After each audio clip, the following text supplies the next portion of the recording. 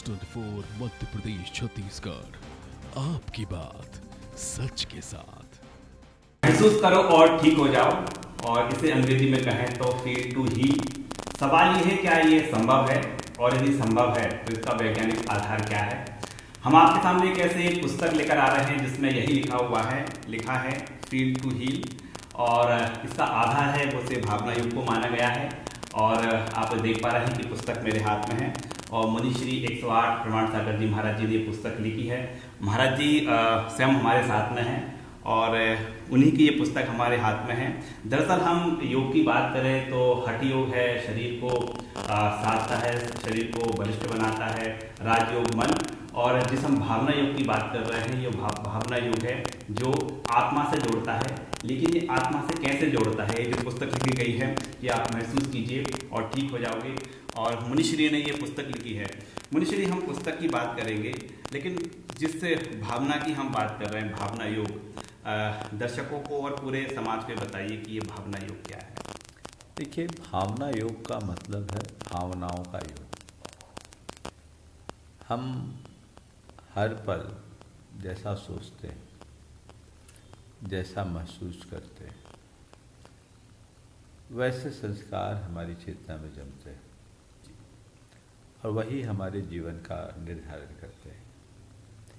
यदि हम अपनी भावनाओं को साध लें तो हमारा भाग्य बदल जाता है। भावना हमारे भाग्य का निर्माण करती है। तो भावनाओं के ऊपर हम ध्यान करें, भावनाओं का शोधन करें, भावनाओं की दिशा को परिवर्तित करें, तो हम अपने जीवन में बहुत बड़ा परिवर्तन कर सकते हैं। दूसरे शब्दों में कहें तो भावना योग का मतलब भावनात्मक संतुलन को प्राप्त करना। और भावनात्मक संतुलन के बल पर हम अपने शारीरिक, मानसिक और चैतसिक विकारों का शमन कर सकते हैं। भाव से हम अपने भाव पार हो सकते हैं। तो जैसी हमारी भावना होती वैसा हमारा जीवन होता है। हमारे देश में एक बड़ी पुरानी उक्ति है, यद भावते तद भवति। हम जैसी भावना भाते हैं वैसा हमारा जीवन बन जाता है। भावना योग का मूल आधार यही है।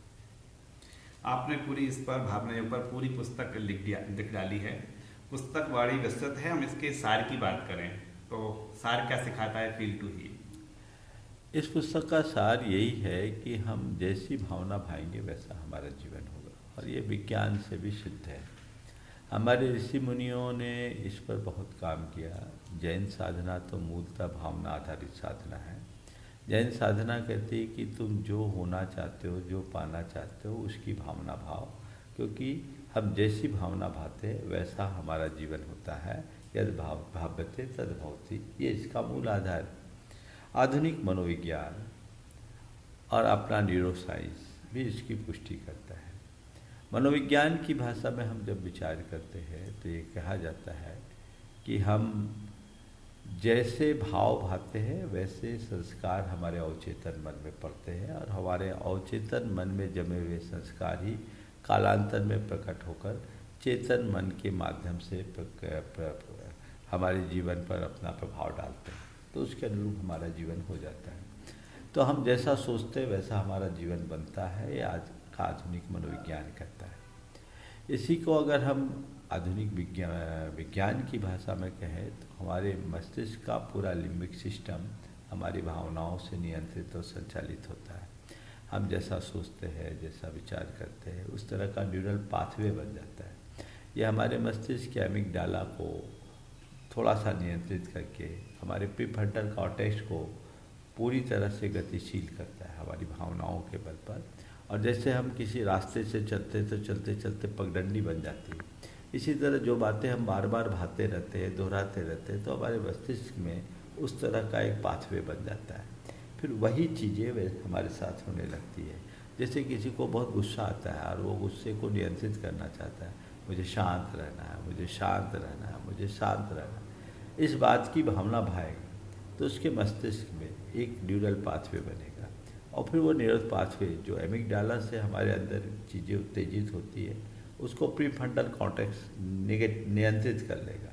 तो फिर जब भी ऐसी भाव होंगे तो हमारे अंदर शांति के भाव आ जाएंगे, तो हम क्रोध को क्षमा में परिवर्तित कर सकते हैं। तो ऐसे हम अपने भावनाओं को अनुशासित करके उसे विशुद्ध बनाने की क्षमता प्राप्त कर सकते हैं। इसका मनोवैज्ञानिक पहलू।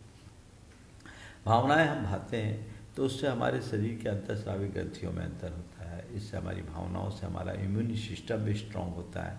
हमारे शरीर में जितने भी प्रकार के हार्मोन्स है, जिसमें बहुत सारे हमारे लिए, जिसको गुड हार्मोन बोलते हैं और बैड हार्मोन बोलते हैं, तो गुड हार्मोन में सेरोटोनिन है, डोपामाइन है, ये बहुत अच्छी भावनाओं से बहुत तेज़ी से सक्रिय होते हैं।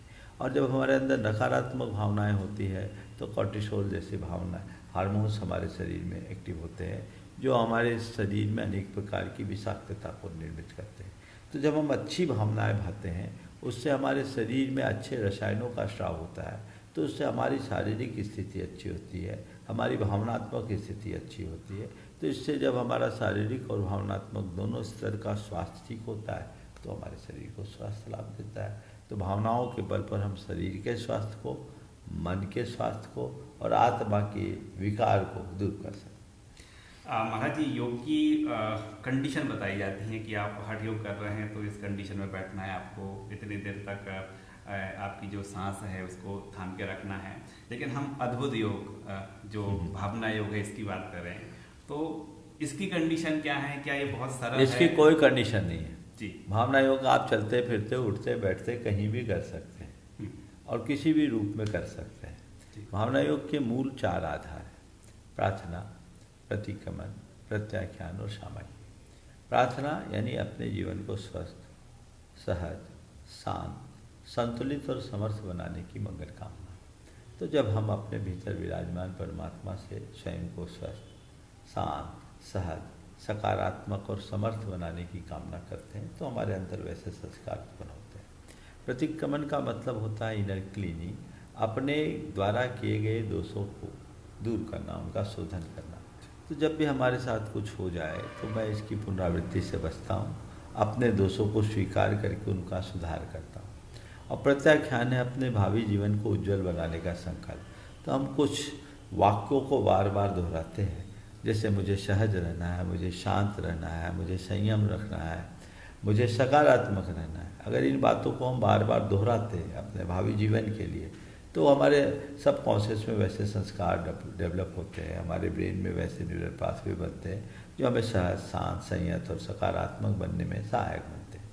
फिर आत्मसलीनता का नाम है सामायिक, जिसमें मैं सहज हूँ, शांत हूँ, शुद्ध पवित्र आत्मा हूँ, मैं ब्रह्म स्वरूप हूँ, मेरे भीतर जो देहाती परम स्वरूप है वह मैं हूँ, सोहम सोहम सोहम की हम बार बार दोहराते हैं तो हमें हमारे अंदर एक आध्यात्मिक मोड़ आता है जो हमारे भीतर आत्मबोध जगाता है। वो एक इसका रास्ता होता है। महाराज जी, भावना योग है, मुनिश्री हैं, साधु संत हैं, और एक जो पूरी दुनिया है हम कहें कि वो ग्रस्त जीवन में है, तो क्या भावना योग सबके लिए समान रहेगा या फिर अलग अलग लोगों के लिए अलग अलग प्रारूप है? जिनका जो कार्य क्षेत्र है उनको अलग अलग है। इसमें बहुत सारे भावना योग के प्रारूप दिए हुए हैं और भी कुछ काम चल रहे हैं।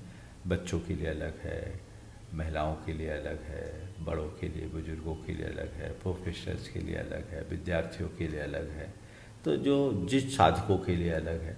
तो हम अपने अपने कार्य क्षेत्र के अनुरूप अपने स्तर पर भावना योग को कर सकते हैं।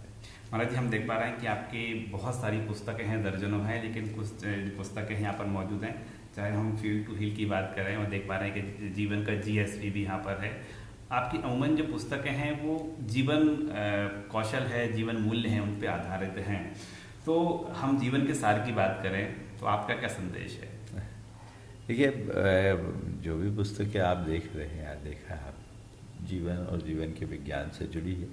भावना योग पर लगभग अभी 7-8 पुस्तकें हैं। 2 तो अभी आपको दी है, फील्ड टू हील, और भावना योग नकारात्मकता का हल। अभी 3 पुस्तकें और आने वाली है, जो भावना योग, भावना जीवन का GPS, और इमोशन टू एलिवेशन, भावना योग आत्मविकास की नई दिशा, और एक भावना योग सिद्धांत, साधना और जीवन कौशल। ये तीनों किताबें मुख्य रूप से पाठ्यक्रम से जोड़ करके उच्च शिक्षा में इसको जोड़ने के लिए उसको तैयार किया गया है, उसको उस रूप में डिजाइन की गई है। 2 छोटी पुस्तकें और है, भावना योग आत्म रूपांतरण का विज्ञान और भावना योग आत्म साक्षात्कार का विज्ञान। ये हमारी कोशिश है कि भावना योग को इतना विस्तार से लोगों तक पहुंचाया जाए ताकि हर व्यक्ति के जीवन का हिस्सा बन सके और इसके माध्यम से वो जीवन में आपको बदलाव ला सके। आपने पूछा है आप आम जनों को जीवन के बारे में क्या संदेश देना चाहेंगे, तो मैं तो इतना ही कहूँगा, हमें जीवन मिला है, हम जीवन को अर्थ दें। और महाराज जी जो पूरा सार है उसमें इस पुस्तक में नाम में ही अंकित है नकारात्मकता का हल। और हम मानते हैं कि हर प्राणी की यही जिज्ञासा होती है कि नकारात्मकता है तो हल कहाँ से निकले। तो जरूर इस पुस्तक को पढ़ने के बाद इस पुस्तक में आपको 20 हमारे प्रवचन हैं और आकार केवल अ पर 20 नकारात्मक शब्दों की सकारात्मक व्याख्या, और इसमें 20 भावना योग है अलग अलग एक एक शब्द पर, जैसे अहंकार, असंतोष, ऐसे 20 शब्द हैं जो अ पर है। और अभी एक और पुस्तक है जो जल्दी आने वाली, मन का रिसेट, वो आ अक्षर पर 15 मेरे प्रवचन है, जो वो नकारात्मक शब्द हैं और उन पर पूरे भावना योग है अलग अलग और उनकी सकारात्मक व्याख्या है। महाराज जी जो भावना योग है इसमें जो हम नकारात्मकता शब्द का उपयोग करें, कई लोगों की दिनचर्या इसलिए ऐसी होती है कि बिना नकारात्मक के उनके जो जिस विधा में वो काम कर रहे हैं वो सफल नहीं हो पाएगा। तो उनके लिए रास्ता क्या बताते हैं, कौन सा रास्ता? देखिए, नकारात्मकता के बिना सफल नहीं होगा ये अवधारणा ठीक नहीं जी। हम कोई नकारात्मक काम करें ये बुरी बात नहीं है, पर हमारी सोच नकारात्मक नहीं होनी चाहिए। नकारात्मकता और सकारात्मक, हर बात को स्वीकार लेना सकारात्मकता और किसी से असहमति जताना नकारात्मकता है। नकारात्मकता और सकारात्मकता का अर्थ है मन को शंकाग्रस्त रखना नकारात्मकता है और मन में निशंक होना सकारात्मकता है। और जहाँ तक नकारात्मकता, सकारात्मकता और नकारात्मकता की हम और गहरी स्तर पर व्याख्या करें तो मन में सात्विकता रहना सकारात्मकता है और मन में विकृति लाना नकारात्मकता है।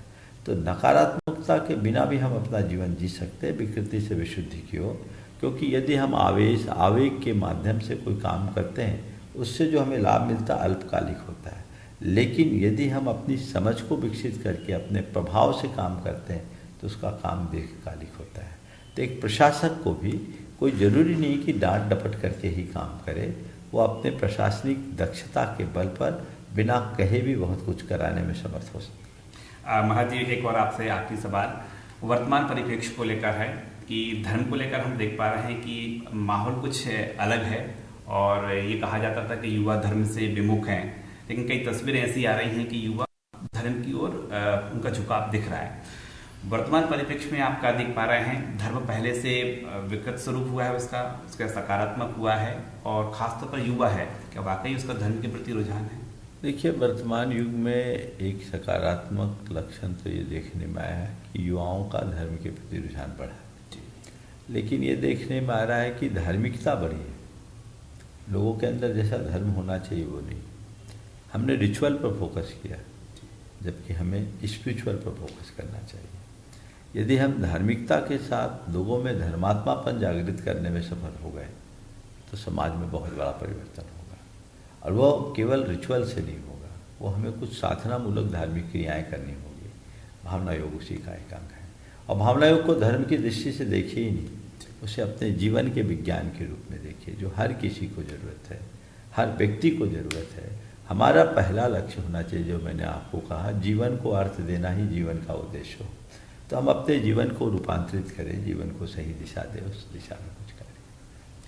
तो हमारे साथ थे मुनि श्री 108 प्रमाण सागर जी, और जिनकी कई पुस्तकें इस समय देख पा रहे हैं, उनका जो धर्मावलंबी है लाभ भी ले रहे हैं। और महाराज जी ने 2 पुस्तक हमको भी सौभाग्य प्राप्त हुआ है कि महाराज जी ने हमको ये भेंट की हैं। और पहली पुस्तक है नकारात्मकता का हल और दूसरा है फील टू हील। हम इन पुस्तक को पढ़ेंगे और महाराज जी का जो संदेश है वो आप तक भी पहुंचाने का प्रयास करेंगे। लेकिन महाराज जी के शब्दों ने जरिए, महाराज जी ने शब्दों के जरिए बहुत ही जो सार गर्वत बात कही है, वो बात यही है कि मन के हारे हार है और मन के जीते जीत। क्या बताएं? विजय शेखर के साथ राकेश चतुर्वेदी, न्यूज़ 24 भोपाल।